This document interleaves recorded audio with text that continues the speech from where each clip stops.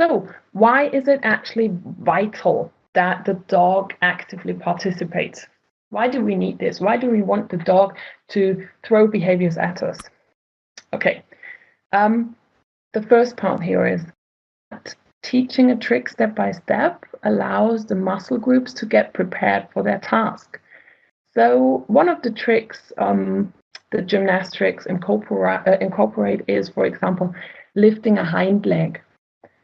So if you just were to, grab your dog's hind leg and lift it, you would slowly get your idea, I guess, in, I don't know, many, many weeks. You would get it. You would get there somehow. But it's not really good because your dog wouldn't understand it from the very first step. And also his muscles wouldn't get prepared.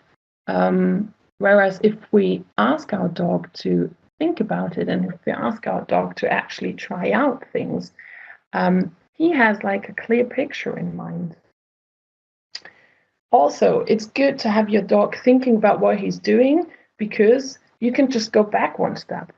All right, we want to cut down the behavior in several steps. We don't want to have one big behavior that is very complex. But for us, it's enough to just start off with a tiny, tiny, tiny lift, or even a first muscle tension that you can see. We want to reward that. And if there are problems, then on the way, we can go back one step, and we've got a confident dog that is happy, that knows what it's doing.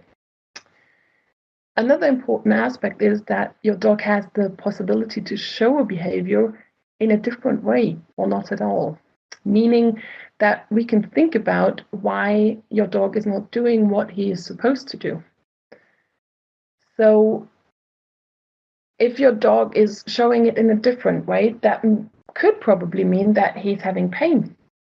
Or it could mean that he's just like, a little clown that likes to do things his own way, right?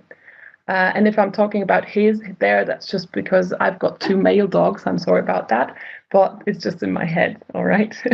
So, it's basically really good that we can see where your dog is having problems, because that leaves us time to think about that.